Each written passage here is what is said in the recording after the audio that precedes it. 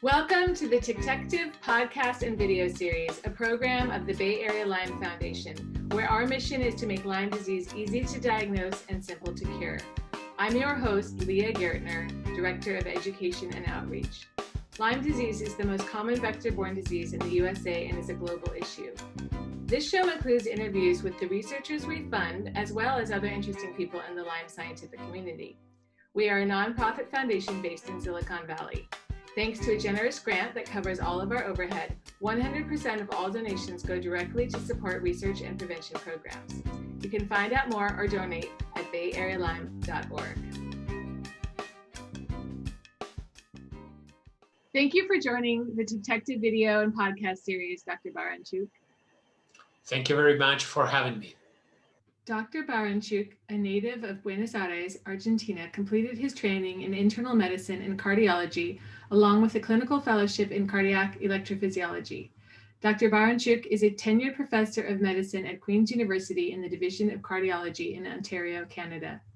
He is the editor-in-chief of the Journal of Electrocardiology, as well as a member of numerous editorial boards and a reviewer for several medical journals.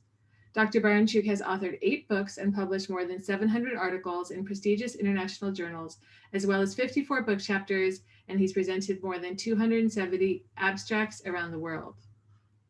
He is the Vice President of the International Society of Holter and Noninvasive Electrocardiology and the Secretary of the Inter-American Society of Cardiology.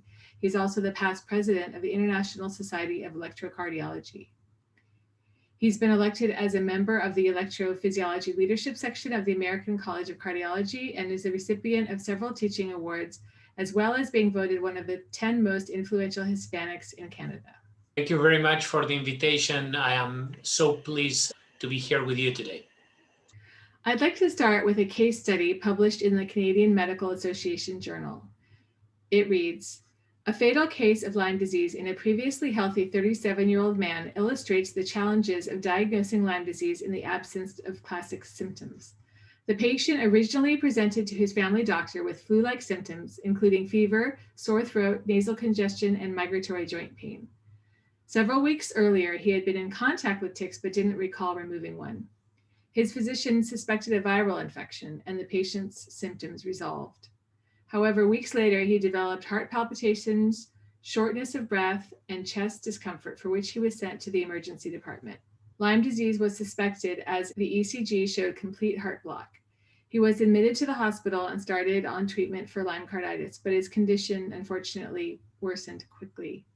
Clinicians were unable to reverse the course of his illness, and he died. Serology results confirmed Lyme disease, and an autopsy showed Lyme carditis." So that is a really sad story. And I know that the CDC has, in the past few years, come out with more information about fatal cases of Lyme carditis. And I know that there are a lot of cases of Lyme carditis that fortunately are not fatal, but are very serious, and some that are mild. But nonetheless, it's an important thing for physicians to be on the lookout for. First of all, approximately 3 to 5% of all people presented with Lyme disease may have the cardiovascular system involved into this condition. And it's more common when Lyme disease is not early diagnosed and properly treated with antibiotics. We call this stage of the disease early disseminated Lyme disease. And one of the organs that can be affected during the early disseminated Lyme disease is the heart. When that occurs, we call this Lyme carditis. So approximately, again, 3 to 5% of all that Lyme disease cases. But if you have, 400,000 cases in the US, just take the number. It's a significant number of people that will have a heart infection due to Lyme disease. Now, from the group that develops Lyme carditis, approximately 9 in 10 will present with what we call a shutdown of the electrical system. It's the electricity of the heart all of a sudden gets interrupted by inflammation of the conduction system, and the heart stops beating. When this condition is not rapidly recognized, can lead to fatal events, as the case that you described. It's a case that got published recently, along with another case from our lab, which, thanks God, the patient, who is a female, recovered nicely, but helped to illustrate that early recognition and specific action can prevent patients not only for having a disabling condition or the need of a pacemaker for the rest of their lives, but also to prevent death. So this is something that I would like to emphasize. Non-recognized Lyme disease can lead to Lyme carditis, and recognized Lyme carditis can lead to death. This is why a series of researchers in North America are working extensively to educate our peers in the early recognition of this condition, because that could help preventing long-term disability or death. So I know the case that got published in Reader's Digest based on one of the scientific articles that you put out on the 56-year-old woman. Can you tell us a little bit about that case? So this is a 56-year-old woman. So with that alone, she is defined as what we call an outlier. Why? Because the predominance of this condition so far in the literature is about 8 to 9 to 1 male versus female. And approximately 90% of the people presented with Lyme carditis are younger than 50 years of age. So a female 56 is what we consider an outlier. She's outside of the well-known conditions that associate with Lyme carditis. And this is the first important message of this case, both published scientifically in CMAJ and transformed by a fantastic journalist into a more approachable case in the last volume of Reader Digest in 2020. This lady presented first to a different hospital with a rash on her shoulder that is not the classic rash that we use to see in patients with Lyme disease, called bullae, that looks like a target with a red center and then a whitish surrounding area and then another red area. So that classic picture, we learned, does not show in all patients with Lyme disease, and specifically in patients with Lyme carditis is only present in 30 to 40% of the cases. So this lady had a quite atypical triangular rash on her left shoulder that was interpreted as cellulitis, and the patient went home treated with some corticoids. She comes back a second time, and again, the rash is not clear. Now it's dissipating. She shows the rash in the phone. She explains that she is a runner and she's fit. Nobody connected dots. Patient went home on one day antibiotic, came back one more time, now feeling dizzy. So someone said, hey, rash and dizziness, why don't we do an ECG? And in the ECG, unexpectedly, you had what we call a high degree AV block, which is a partial shutdown of the electrical system. So someone rang a bell and contacted us, and we went to see her, immediately took serology, put the patient under cardiac monitoring, IV antibiotics. And from our own experience that got published several times, including a recent paper in JACC, which is a very high impact factor journal, patients can deteriorate very rapidly, but also with antibiotics IV, if they have Lyme carditis, they usually improve very quickly. So this lady, that was a woman, older than 50, presenting with what we call atypical rash. Even when it is more common, the atypical than the typical, we call it atypical rash. Rather than improving, in the first 5 days, the conduction system keeps deteriorating. And I was telling her, according to my experience, when you get better, if you get resolved, I will not implant a pacemaker. We will do a stress test on the treadmill before you go home to show that there is full stability of the electrical system. By day 4, deterioration of the conduction system is even worse. So I go to her room and I explain to her, listen, this is not working. So now consideration for implanting a pacemaker came at the table. So I'm going to give you 1 or 2 more days, but you may need a pacemaker. The next morning is the first ECG with what we call one-to-one conduction. That means that the upper chambers of the heart contract before the lower chambers of the heart and in a one-to-one fashion. And that is evolving towards normal electricity. So we waited a couple of more days. She reassumed completely normal conduction. By day 10 to 12, we put her on a treadmill and she nailed it. Of course, she is very well trained, presented with complete stability of her conduction system. So she was discharged to complete a total of 3 weeks of antibiotics. After the 10 days or 12 days here in hospital with IV antibiotics, we switched the antibiotics per month. She was seen at 4 to 6 weeks during her completely normal life.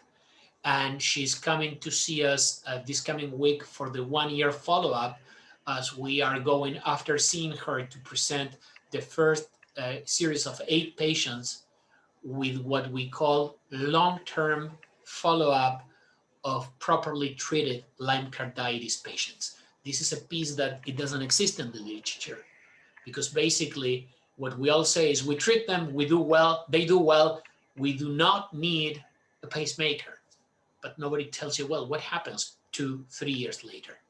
So this lady is about in a 1.5 year. She will be included in this series that we hope to be submitted soon after we check on her physical examination, ECG, etc., etc. So far, the prior 6 patients have a minimum follow-up of 1 year, maximum of 3.5, doing absolutely normal life without the requirement of a pacemaker.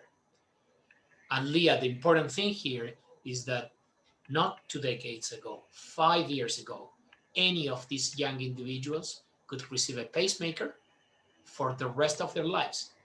And remember, I do my living implanting pacemakers, right? But I don't want any person in the world to have a pacemaker that they don't need. The tip for my colleagues is patient, usually male, active, fit, presenting with unexpected AV block, which is this shutdown of the electricity. Please consider Lyme disease. Please, before implanting a pacemaker, consider Lyme carditis. So immediate serologies, initiate antibiotic treatments, and if there's no other easy detectable transient cause to create an electrical problem, please consider this, because you treat with antibiotics and this patient, after a couple of weeks, a few weeks of antibiotics, may not require to use a pacemaker for the rest of their lives. And remember that the pacemakers are batteries that we need to replace. And we do this all the time. But every time that I open the skin to replace a battery, there's a risk of 2 to 3% of a serious infection. A serious infection that sometimes requires that we remove the whole system. So with that in mind, just think, for example, my Queen student that is part of these 6 patients, 19 years of age. If I implant him with a pacemaker, this patient over the period of his life may have to go 6-7 times to battery replacements at the cost of 2 to 3% risk of serious infection every time I do that. So I have exchanged that type of life by 10 days of admission, 3 weeks total of antibiotics. So when I have the administrators telling me, Adrian, but why don't you implant the pacemaker so I can discharge this patient home? I sit down and I show them the numbers. This is what you're going to do from purely an economic point of view. I'm not even bringing that you may psychologically destroy the life of a teenager, right? By implanting a pacemaker, even when you convince them that they can do their normal life, they have a pacemaker. So we have exchanged 10 days of admission. I do recognize that there are costs associated with that for implanting a pacemaker replacing the batteries 6 to 7 times, plus all the things that imply living with a pacemaker. Obviously, in terms of economics, there's a bottom line there that is clearly in favor of ruling out Lyme disease, which is more common than most doctors recognize. We also have a really tragic case of one of our favorite Duke cancer and Lyme researchers who recently passed away, Dr. Neil Spector, from undiagnosed Lyme carditis, where he actually went so far as having a heart transplant, and only after his heart was removed did they figure out that there were Lyme bacteria in his heart. And so what do you think it will take to get Lyme on the differential diagnostic radar for family medicine doctors, for cardiologists, and for anyone who might encounter somebody who's having palpitations or arrhythmias or tachycardia or feeling, some of the symptoms that might come along with having some kind of Lyme carditis? What are the options for an early disseminated Lyme carditis could progress?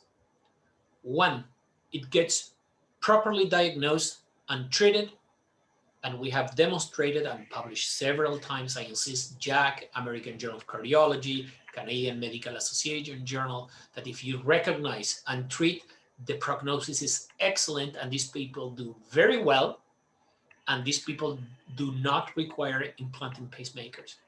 So one of the options is you diagnose and you treat. In this group, what we still don't know, and our next communication is going to be the first one in literature addressing this point, is what happened in the long term of the properly treated patients. We don't know, because I can give you a huge list of conditions that get properly treated, and then you have post-treatment syndrome. And Dr. John Alcott from the Johns Hopkins is the worldwide leader in understanding this concept of long-term consequences of Lyme disease. My colleague, Dr. Phillips, along with Dana Parrish, has just recently published a book called Chronic, which I'm very interested in reading it because I want to understand all the perspectives, not only what Dr. Alcott brings me in the highest scientific level on the post-treatment Lyme disease, but also the global perspective, the perspective from a patient, the perspective from a family on what means to deal with clinical, psychological deterioration and finding lots of barriers to find proper access. So again, from the three options, you get cured. My lab is working in advancing knowledge of what happened in the long term of people that got properly treated. Second group, you did not get proper diagnosis and treatment. The disease evolves very rapidly and you die.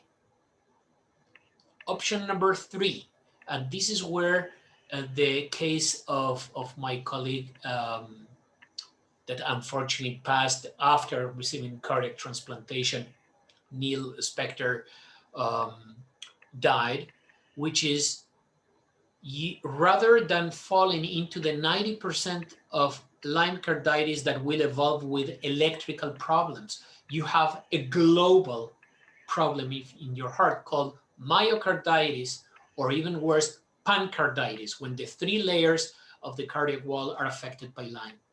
And that can produce a very sudden and rapid clinical deterioration leading to death, either during the acute episode or as a consequence of complications of treatment received, including, in cases like Dr. Spector, cardiac transplantation.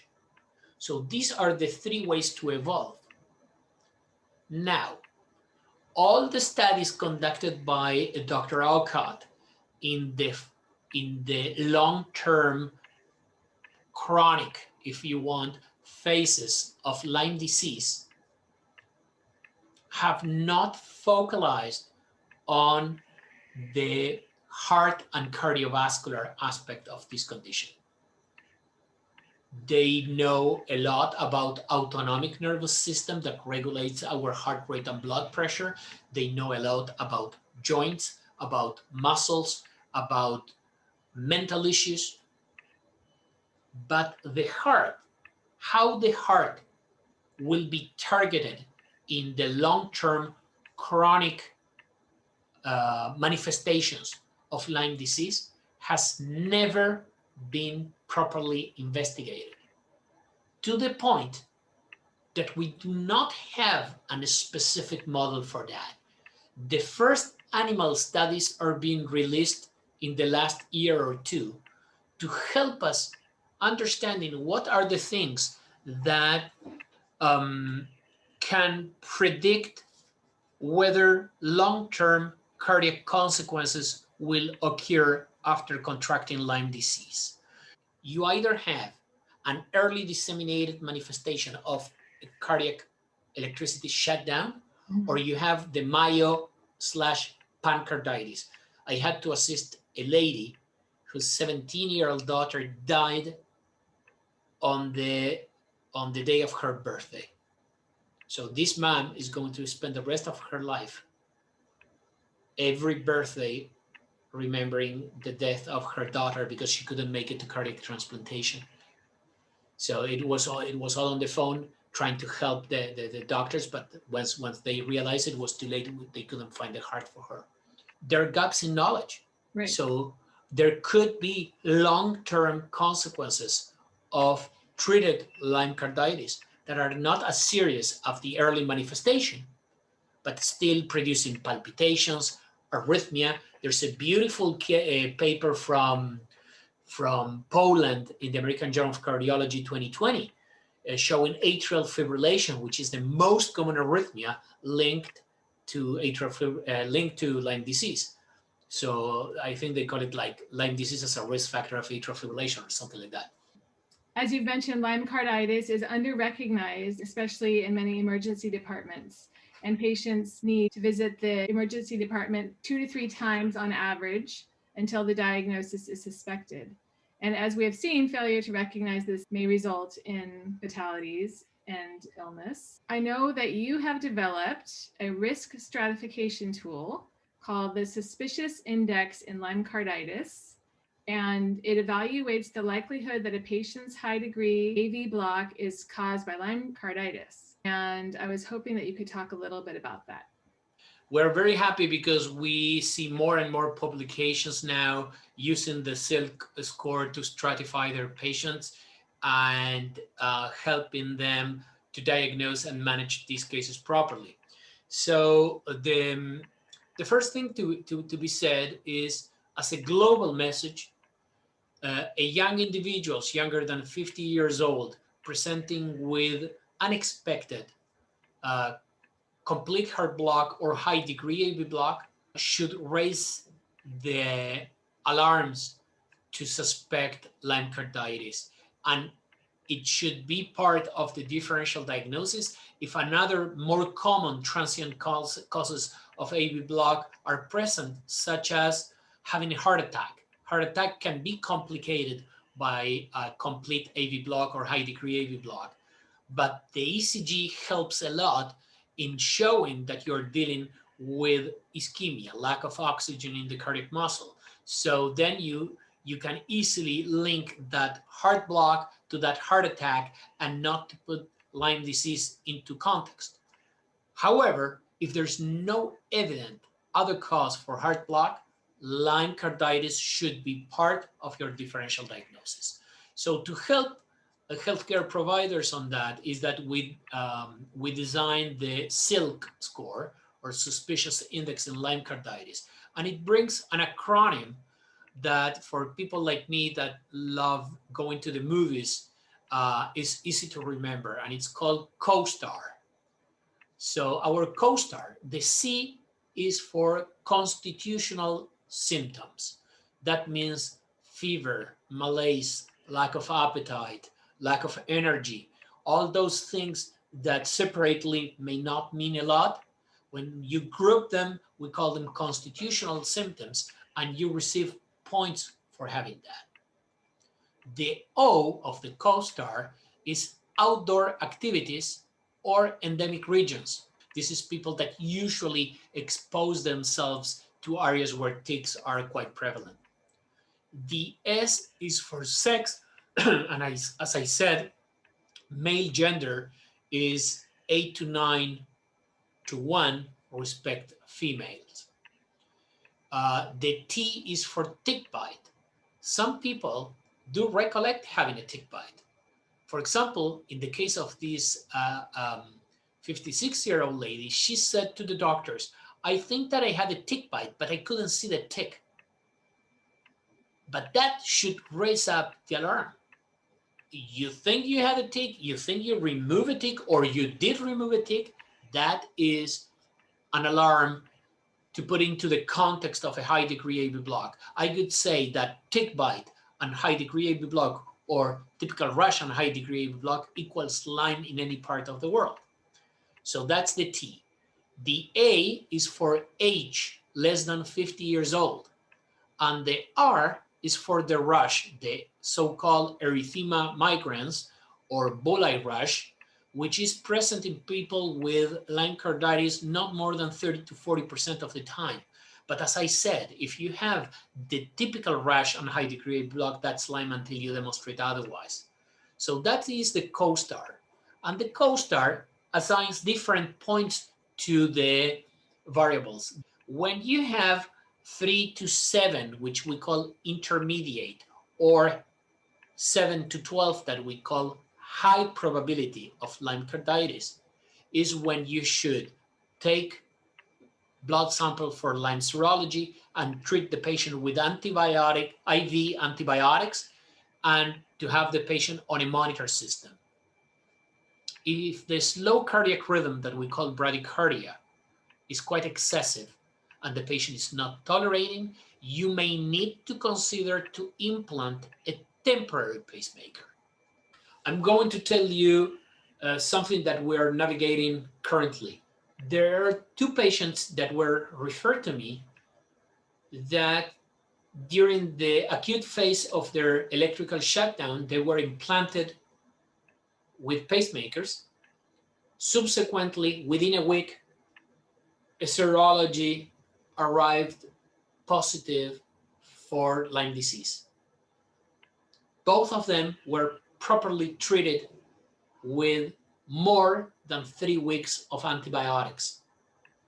Remember that a pacemaker can store the information of every single beat for longer periods of time. And in the first case that I had the opportunity to see, approximately 3 months after the device insertion, the patient was using it since implant until the second day of receiving the first dose of antibiotic IV. And since then, until 3 months later that I interrogate the device in our hospital, the patient has not used the pacemaker at all. So now I have a patient that was properly treated with the right doses of antibiotic. In her particular case, this is my second woman, even the dose was larger than what the CDC recommends as the proper dose of antibiotics, okay?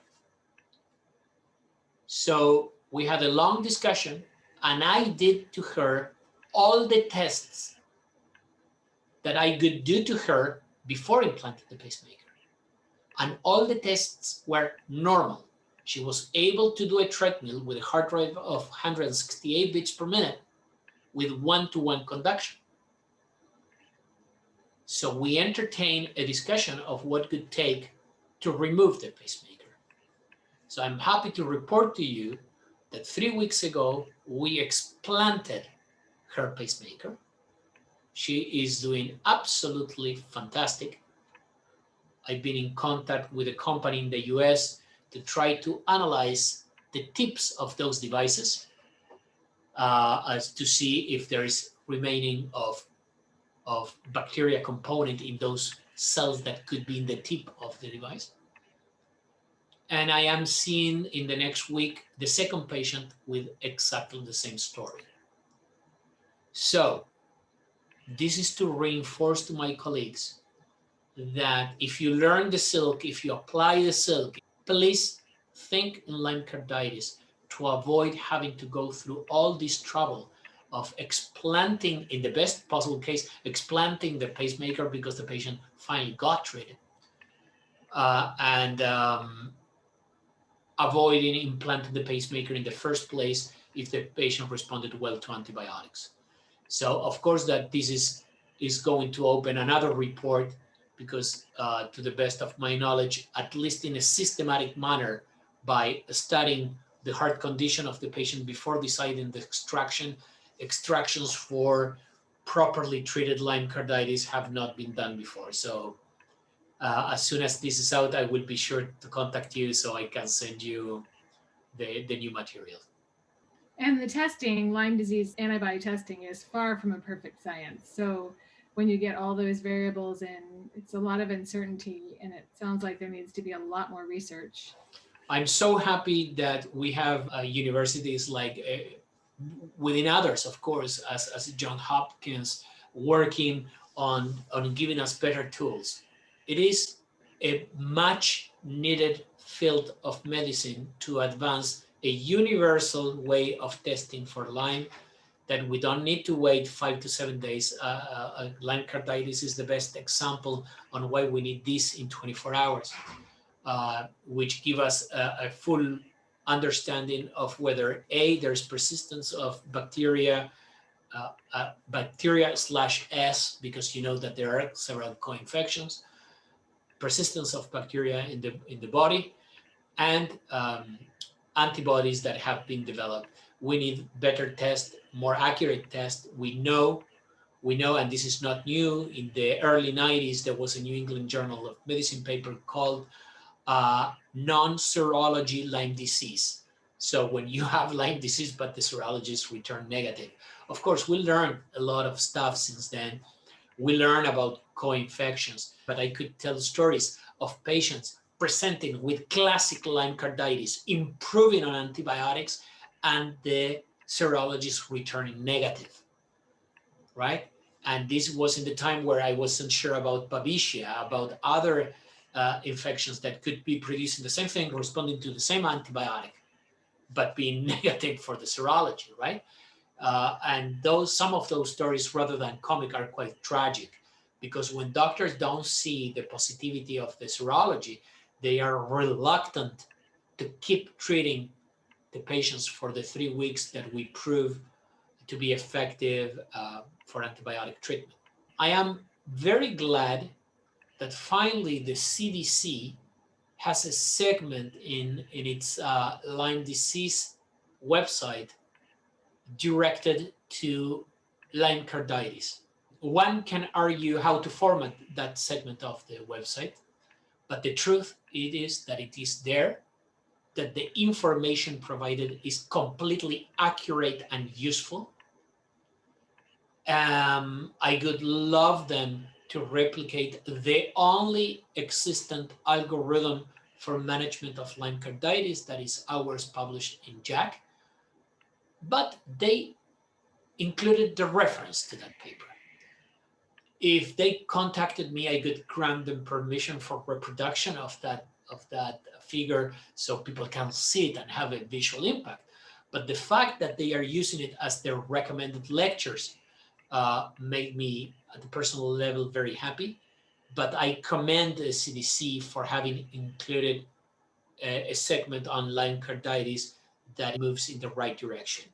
So with this type of attitude from NGOs, from families, from scientists, and from organizations, if we can throw bridges and work together, is how we're going to win this condition. Thank you so much, Dr. Baranchuk, for joining us today on the Ticktective video and podcast series. We really appreciate what you're doing for people with Lyme carditis and various cardiac manifestations of tick-borne disease. And we're very grateful that you are an outspoken advocate. And thank you so much for joining us. Thank you so much, Leah, for having me here. It was a real pleasure talking to you, and I remain to your disposal for further conversations. Thank you for joining us for this episode of the Ticktective podcast and video series, a program of the Bay Area Lyme Foundation. You can find out more or donate at bayarealyme.org.